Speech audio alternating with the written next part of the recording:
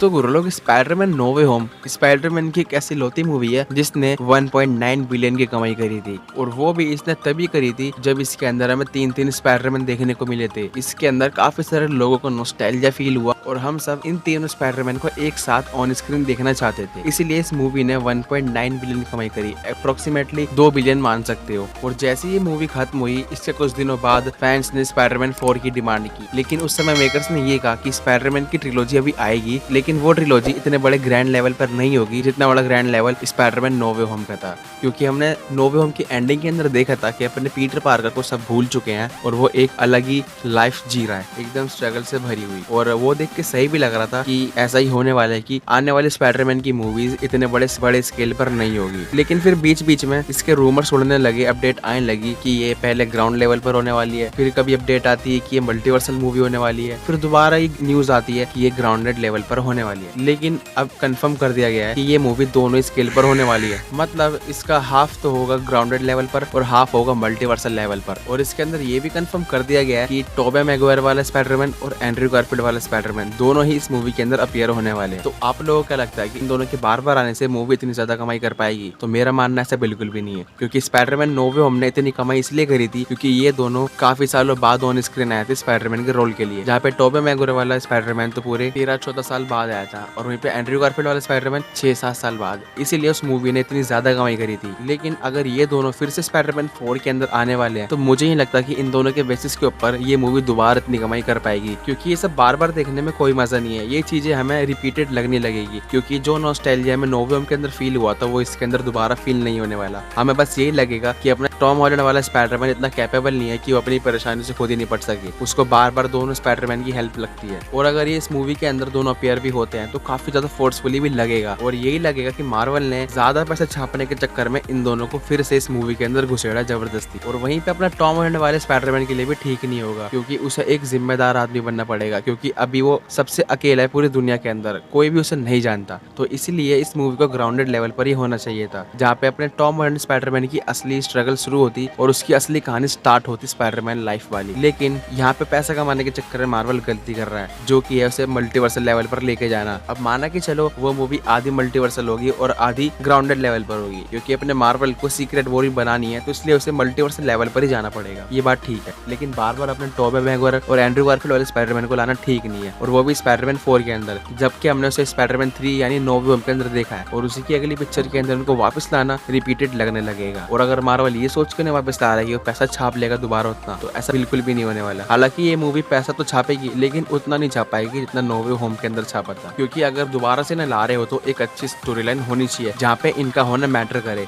और लगे कि इन्हें फोर्सफुली नहीं लाया गया है। लेकिन अगर इन्हें दिखाया जाते स्पाइडरमैन 4 के अंदर तो ये पक्का फोर्सफुली लगने वाला है और लगेगा इन्हें जबरदस्ती कहानी के अंदर घुसेड़ा गया है। और इसीलिए मुझे लगता है कि स्पाइडरमैन 4 को टॉम हॉलैंड के ऊपर ही छोड़ देना चाहिए, उसी के कंधों के ऊपर इसका बाहर छोड़ देना चाहिए। वो मूवी कैसी भी डिपेंड करे वो उसके ऊपर ही है। बार बार इन दोनों को लाना एमसीयू के स्पाइडरमैन के लिए अच्छा नहीं होने वाला, ऐसा मुझे लगता है। बाकी आपका क्या मानना है मुझे कमेंट करके जरूर बताना। हाँ, अब देखो मार्वल जो है इन दोनों स्पाइडरमैन को सीक्रेट वॉर या डूम्सडे के अंदर लेकर आ सकता था, वहाँ पे ये सब नेचुरल लगता, क्योंकि अपना डॉक्टर डूम आता और वो पूरे यूनिवर्सेस को तबाह करता, जहाँ पे एक दूसरे यूनिवर्स के अंदर अलग अलग यूनिवर्स के लोग आके बस जाते, तो उसके अंदर एकदम नेचुरल लगता और फोर्सफुली भी नहीं लगता, क्योंकि अलग अलग यूनिवर्सेस से लोग अलग अलग जगह पर जाते, जैसे कि बैटल वर्ल्ड, तो वहाँ पे ये एकदम नेचुरल लगने वाला था। लेकिन स्पाइडरमैन 4 के अंदर ही लेकर आना वो फोर्सफुली लगता, तो इसलिए मुझे लगता है कि उन दोनों को स्पाइडरमैन 4 के अंदर ना लाके डूम्सडे या फिर सीक्रेट वॉर के अंदर लाया जाए, तब वो सही रहेगा। बाकी तो मार्वल के ऊपर है वो किस तरह का प्रोजेक्ट बनाना चाहता है स्पाइडरमैन 4 को। बाकी अब वो जो भी बनाएगा हम देख लेंगे। हालांकि स्पाइडरमैन 4 मूवी काफी तगड़ी होने वाली है, लेकिन इन दोनों के बेसिस के ऊपर वो इतना कमा नहीं पाएगी और उसकी स्टोरी लाइन भी अच्छी नहीं जाएगी और फोर्सफुली लगेगी, ऐसा तो मेरा मानना है। बाकी आप मुझे कमेंट करके बता देना कि आपको क्या लगता है इस बारे में, कि अपने स्पाइडरमैन 4 के अंदर टोबे मैगवायर और एंड्रयू गारफील्ड वाले स्पाइडरमैन को लाना चाहिए या फिर नहीं। मेरे हिसाब से नहीं लाना चाहिए और उसके रीजंस भी मैंने आपको बता दिए। बाकी अगर आपने यहाँ तक वीडियो देख लिया तो वीडियो को लाइक कर देना और चैनल को भी सब्सक्राइब कर देना। मैं मिलता हूँ आपसे अगली वीडियो में, तब तक के लिए बाय बाय।